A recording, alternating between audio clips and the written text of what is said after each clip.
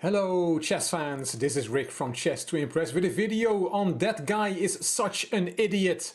What is this about?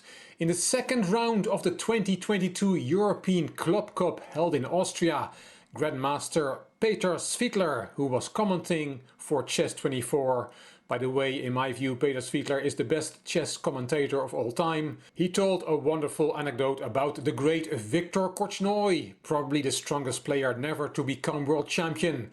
Let's listen to Svidler and then I'll show you the moves that go with the story.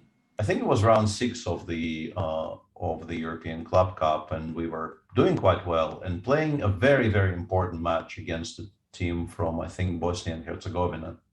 After the first time control, the situation in the match is as follows.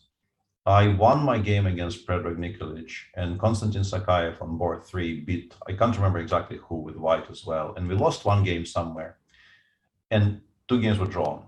So we're leading 3-2, and there's one game still going on. And that is the game Viktor is playing on his board with the white pieces, board 5, against my childhood friend Vasily Emelin, who was playing for the Bosnian club in that tournament.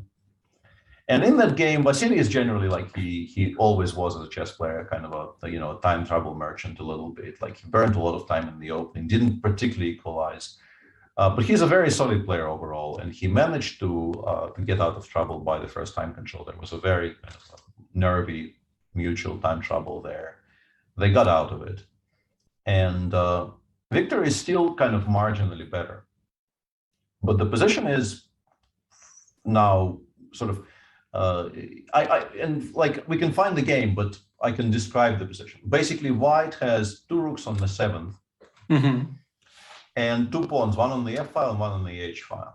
And black has a king on the back rank, 1 rook on the back rank, another rook, let's say on d6, and 2 connected passers on the e5 and d4 squares.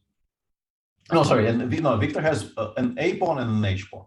But Viktor, obviously, having 2 rooks on the 7th, can give a perpetual at any point. Just go rook g7, king f8, rook a7, king g8, rook g7. This is available at any point.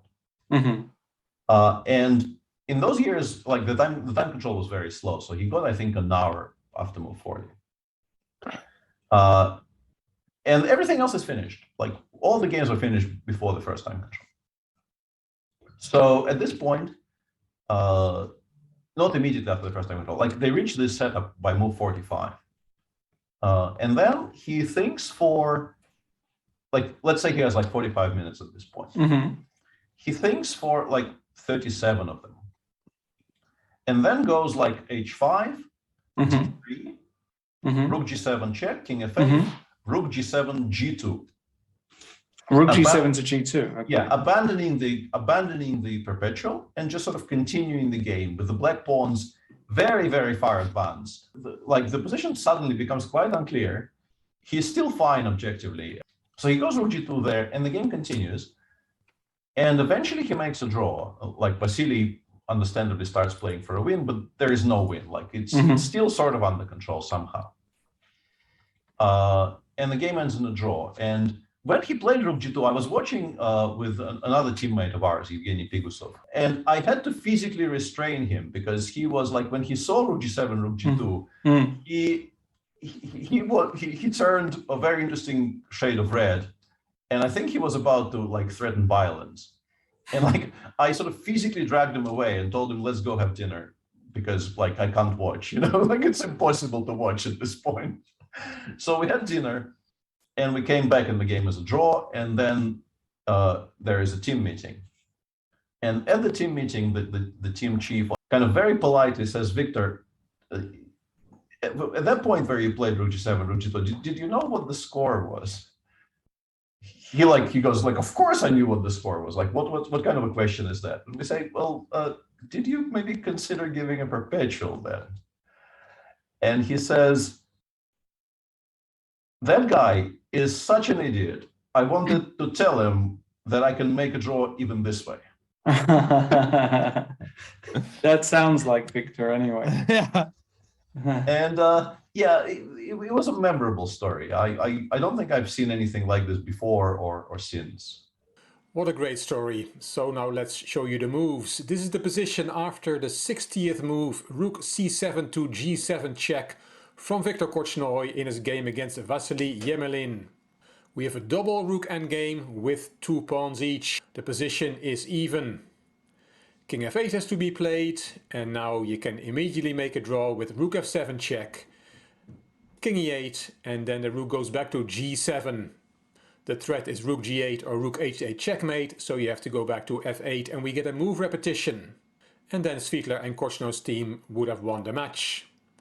But after king f8, as Svidler said, Korchnoi thought, "You are such an idiot, I'll show you I can make a draw in any way." Rook g2 was played, rook d4 from black, rook h8 check, king went to e7, another check, king was centralized, king f2, white also has to activate a king, and d2, it looks dangerous for white, but it is not. Korchnoi had things under control. The rook hurried back to the bottom rank, king c5 going after the b pawn, a check, king b6, king e2, rook e7, another check, the king now took the pawn, rook c2, rook g7, and you cannot take that rook of course, because then there is promotion with check. So after rook g7, Korchnoi gave a check on b1. You have to be careful, don't go to a4, because then white wins this game of chess. So after rook b1 check, Yemelin played rook b4, those rooks were swapped, and the last move of the game, rook takes d2, and the players finally agreed to a draw here on move 72. Quite hilarious and typical comment from Korchnoi. That guy is such an idiot. I wanted to tell him that I can make a draw even this way. And he did. I hope you enjoyed this video. If you did, please give it a thumbs up, please subscribe to the Chess to Impress channel, and please leave a comment. I will read them all and I will reply to them all. If you liked the video, it would be great if you could share it on social media by clicking the share button on YouTube. You can find me on Instagram, on Twitter and on Facebook. This is Rick for Chess to Impress. Thank you for watching.